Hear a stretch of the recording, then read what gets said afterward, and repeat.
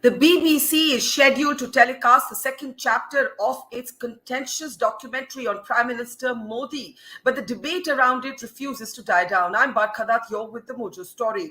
Now remember, the government has dismissed the BBC documentary on the Prime Minister as malicious propaganda reflective of a colonial mindset. In fact, India has blocked the airing of this documentary in our country, and it has also asked social media platforms like Twitter to block links that lead to it. However, opposition members, at least some of them, are challenging the government on this diktat. In fact, some of them are deliberately and mindfully sharing links to this documentary.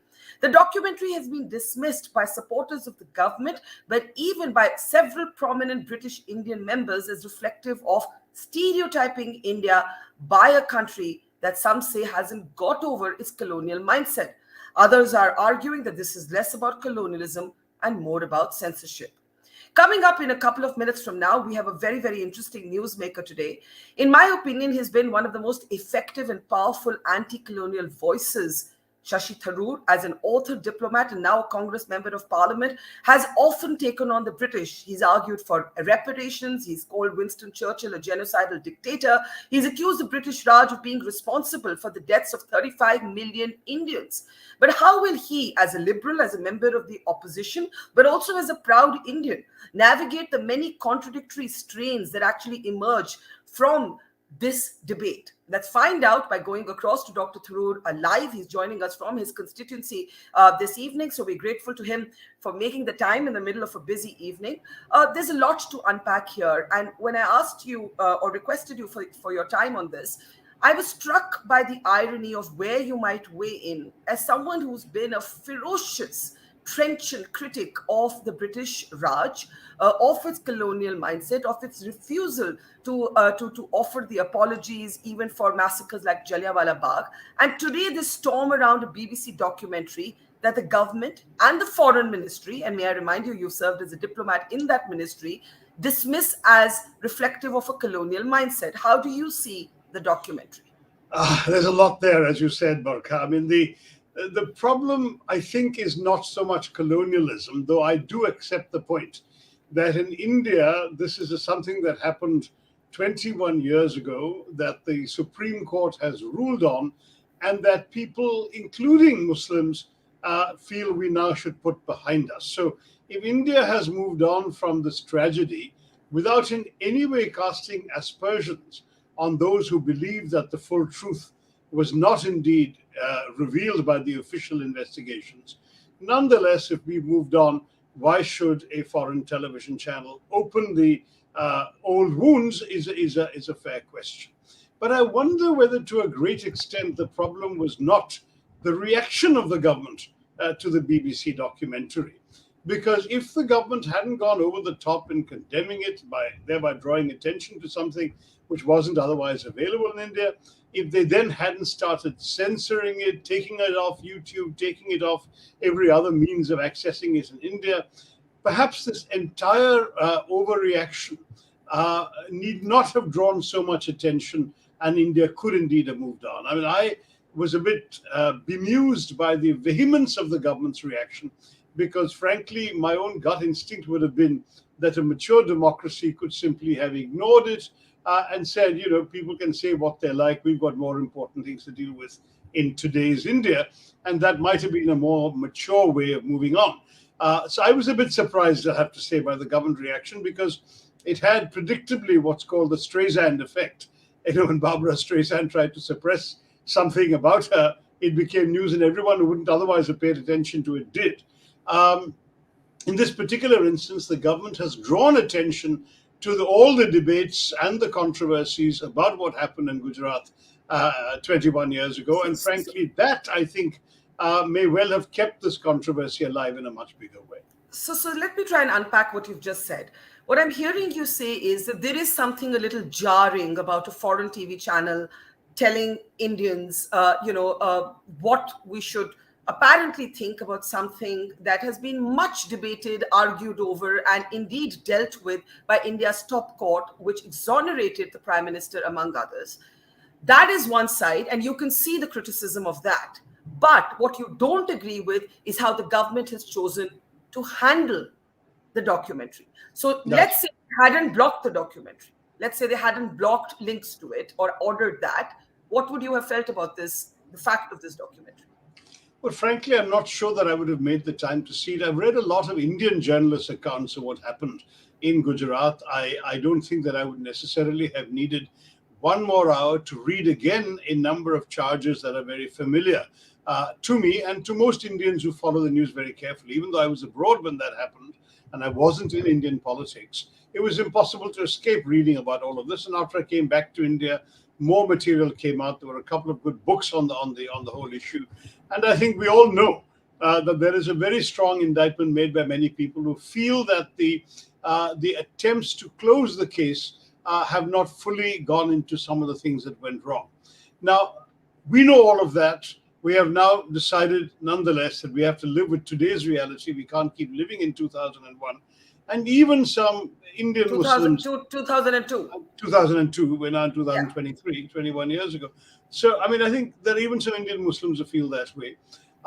Whether this issue should have been allowed to suddenly dominate discourse in our country, I think that's where the government erred in its manner of reacting. Because, the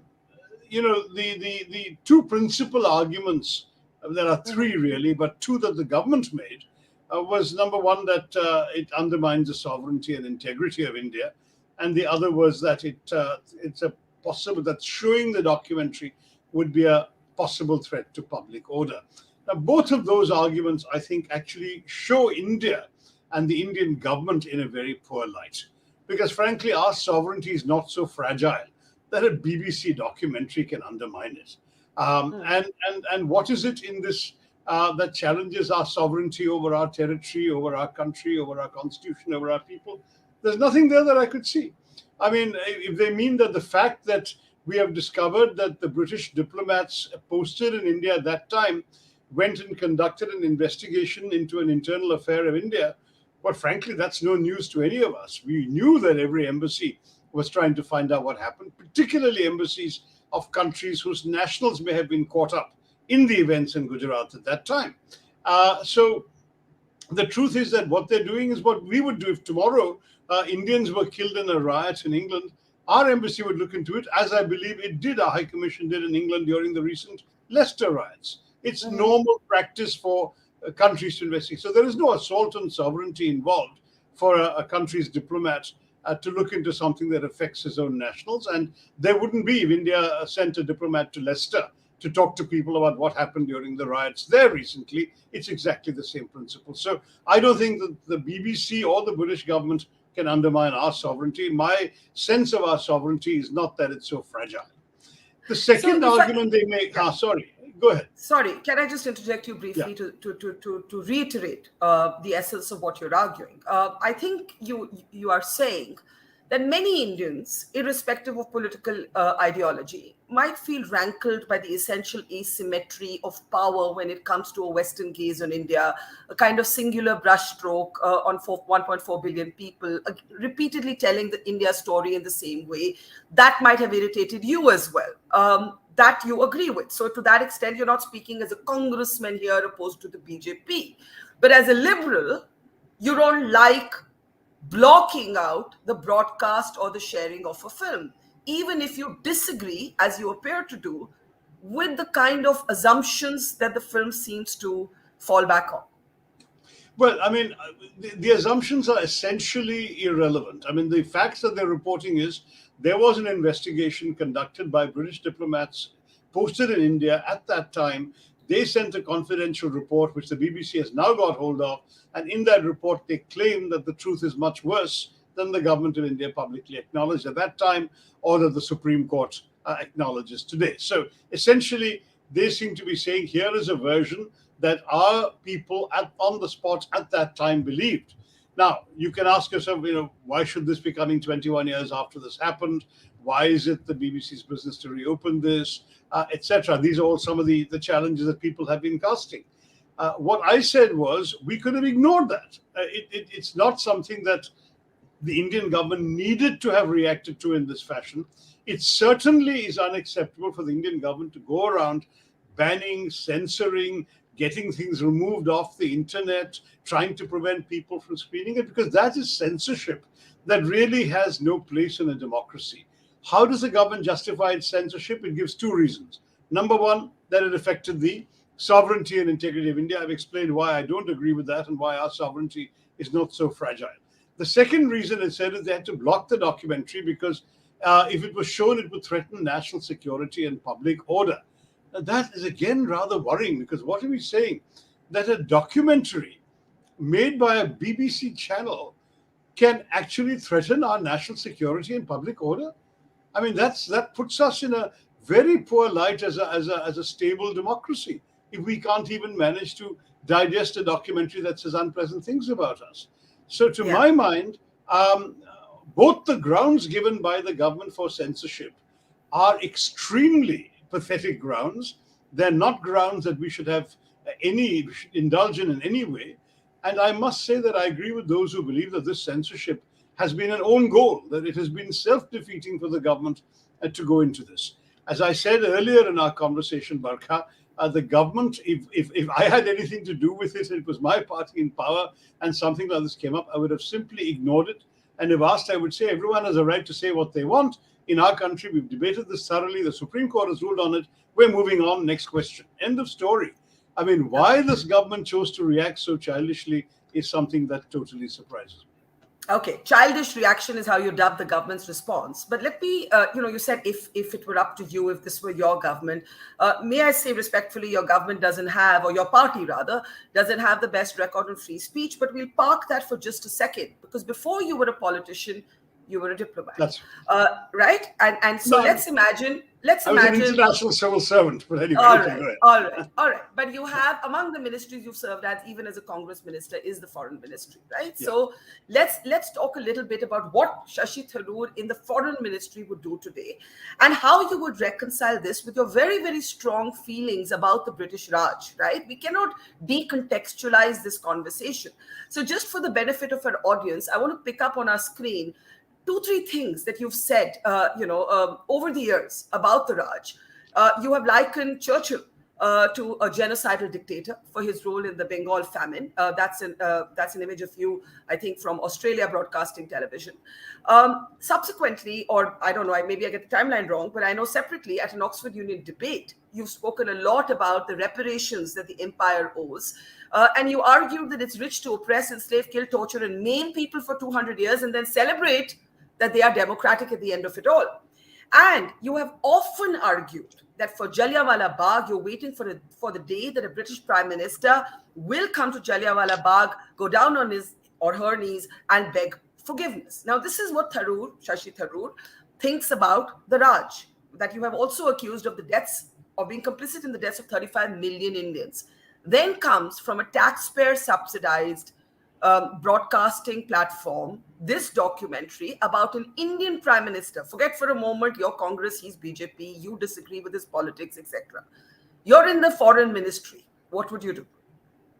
Look, I mean, I wouldn't grant to the British the power to shake me up so much with something like this domestically. Now, if I were in the Foreign Office, I've already said what I would say, and I would have said it in a dismissive manner in order not to give it importance. But I will say to you that honestly, this has nothing so much to do with colonialism. Here are the Brits making a documentary for a domestic audience about a domestic situation. And that domestic situation is one of a certain, shall we say, painful incident that happened in our country, in which they can claim a legitimate interest. There are Gujarati Muslims living in Britain who may have a legitimate interest in watching a documentary about this. They live in Britain, so BBC showing this documentary to them is reasonable. Our objections are, to my mind, the following.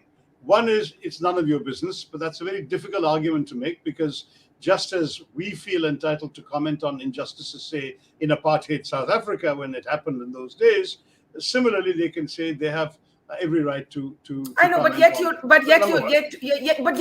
acknowledged that the Supreme Court did exonerate the Prime Minister. You've acknowledged this is something that is 20 years old that our institutions have dealt with. Go ahead. So, Barkha, I'm just going through it point by point. So, one is none of their business. Second, that as far as India is concerned, the Supreme Court has ruled, and that's the final word, and therefore we accept that final word. The third point would be that, as far as we are concerned, as Indians, we have moved on. Don't rake up old wounds. Those kinds of things. But I think that if the objective is not to let the British get under your skin, then it seems to me that the best way not to do that is to ignore it and to say to them essentially, we've dealt with this, the matter is over.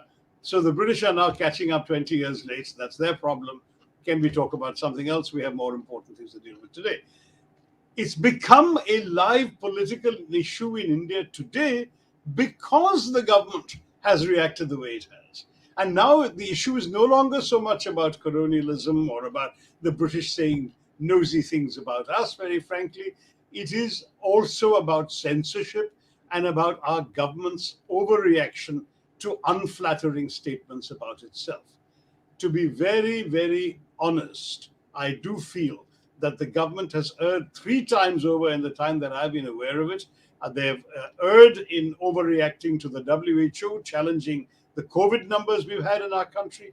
They have erred in overreacting to Nara Lapid, the Israeli journalist, condemning the Kashmir files, and they've overreacted the most to this BBC documentary. I think they've got to learn to be a little less thin-skinned. If we are an ancient civilization and a mature democracy, we can take all this in stride. We've taken far worse in stride over the years. For God's sake, we don't need to sit around reacting in this manner to every slight, real or imagined. So do you think the government should have just ignored the documentary? Let whoever That's wanted right. to watch it, hate it, like it, whatever, doesn't matter. Whatever. Yeah, it would have created a debate like so many debates we've had. We've had debates on social media and mainstream media and everything in India, including on the Kashmir files itself, on other issues. Let it be. Let people have different opinions. In fact, this is a government that has made an art of encouraging controversies to distract people from things like unemployment and inflation and so on. Controversies are actually grist to the mill for the government. They could have, if it had come to that, do that. But the government, as a government, need not have been a participant in the controversy. They could have taken the line I suggested and just, as far as they were concerned, act as if it's too trivial for the government of India to concern itself with. Instead, they've been invoking sovereignty. They've been saying threat to national security and public order. Are we some sort of fragile, fledgling republic that we can't manage our national security because the BBC makes a documentary?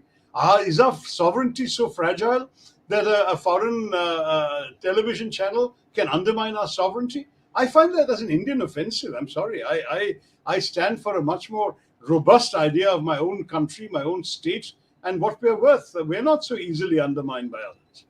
So, but may I say that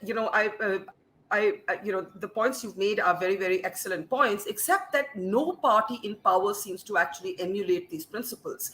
The fact is that we have, under the Congress, you were not a member of it then, emergency. You have, movies like Andhi being banned. You have Madhur Bhandarkar, who recently tweeted to Rahul Gandhi saying, good that you stand up for movies, but when it came to my film, Congress workers came and disrupted it. You have Mamata Banerjee's Which film was that? Hindu Sarkar. Hindu Sarkar. You have today's headlines in the Indian Express talking about a professor who was jailed in West Bengal for a cartoon or a post or something. You have in Maharashtra someone who went to jail for a post about Sharad Pawar. So what I'm trying to say is everybody makes these great points about free speech, and then when they're in power at whatever level, they don't seem to implement them. So, can anyone afford the high moral ground among politicians on free speech? Well, I'm speaking entirely personally. Remember, I'm not a spokesman of the Congress Party.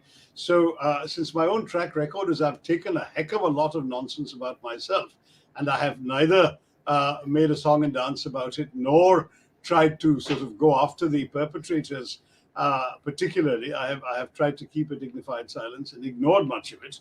I would say that what I've recommended is, I think, the right course of action for the government of India. The government of India thinks otherwise, they're entitled to. But I do believe that this overreaction has actually ill-served the cause of what our government should care about, which is indeed standing for Indian pride and Indian sovereignty, security, whatever. If you were in England and asked about this documentary, we all have this the sense that we'll argue at home, but we unite outside. And a lot of great democracies have this sentiment. Of course If we you do. were outside, Yeah, yeah. yeah, if you were outside and you were asked about this, what would you say? No, I would say pretty much the same thing. That listen, this is a debate we've had in India. It's a very important debate we've had in India, and it's one in which obviously there are some irreconcilable positions. But let's face it, what happened 21 years ago.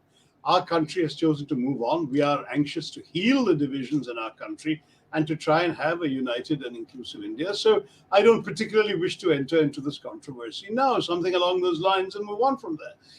If I were, but I'm speaking as an individual and as an opposition MP. If I were a government spokesman, as I said, I would have nipped it in the bud in India itself by taking the stand that I recommended.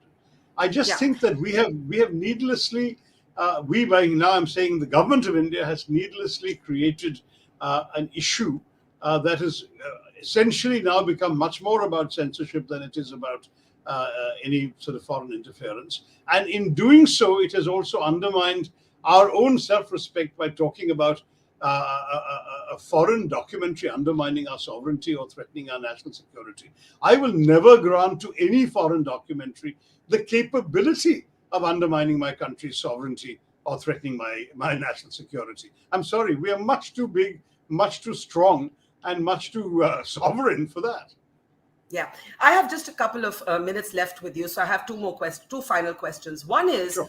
there's this image of you presenting one of your books to the Prime Minister. It created Sure. a lot of speculation at that time, and there it is. I think a lot of people are curious. What is your relationship like with the Prime Minister? This is about the British Empire in India, and that's why it struck me to ask about this moment when you presented your book on the British Empire to the Prime Minister in the context of everything we're debating today.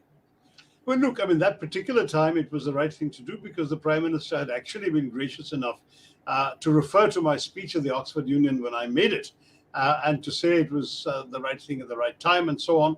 And in fact, I had worked with his speechwriters when he went to England after that to calibrate the way in which he might address this issue had it come up. So I will say that very, very clearly on this issue, the Prime Minister and I didn't have any significant difference of opinion, except on one issue, which is I denounced 200 years of colonialism, and he speaks of 1200. And I've told him that I don't agree with him on that, because I do believe that what came before the British was what stayed in India. Obviously, I'm not referring to those who pillaged and looted and left the country. Those were foreign raiders. But those who came here and stayed here and lived here and married here and assimilated here are our people. They're not foreign rulers. So I don't consider that to be 1200 years of foreign colonial rule. But the 200 years of British colonial rule, I think we largely agree. Otherwise, frankly, I don't think the Prime Minister has any illusions about where I stand on the political issues dividing our parties, and particularly on the question of what I tend to dub as inclusive India. I believe in an India that stands for every single person in this country, irrespective of their religion, their language, the region they're from, and so on. Whereas I believe that the BJP, by its advocacy of Hindutva, of Hindu Rashtra, of the Hindi language, and so on, is needlessly dividing the country. So between my version of what India needs for unity and the BJP's, there is an irreconcilable gulf. But on other matters, I respect him a great deal. He's got a lot of energy to his job, and I'm very happy to show him that respect as and when appropriate. In this particular issue, I don't think there was any particular, shall we say, disagreement that I needed to conceal. I would not have gone and presented him a copy of the paradoxical Prime Minister, and he probably wouldn't have accepted it. But this book on British colonialism, why not? Fair enough. Finally, do you think that there is an impatience in the new Indian, in today's Indian, at being sort of seen through and defined by the Western gaze? I think of what the Beeb sort of means today to Indians and what it may have meant 30 years ago. I also point to you, as you may well be aware, that the BBC is caught up in its own storm right now. Its chairman has been accused of a conflict of interest for getting the post in return for a loan he helped Boris Johnson secure. So within the UK, there's a great deal of debate, around the credibility, the independence, the integrity, the ideology of how the BBC is managed. I ask you this because I think the age of the foreign correspondent looking at the brown people may well be over. Yes and no. You know what we are now trying to, we have two channels, WION and NDTV, that are trying to go international and to actually have an Indian perspective on world events and foreign news. At a time when the internet has brought us all so much closer to each other, where we are able to see what's going on half a world away, is it right for us to take a line that what's going on in our country is none of their business?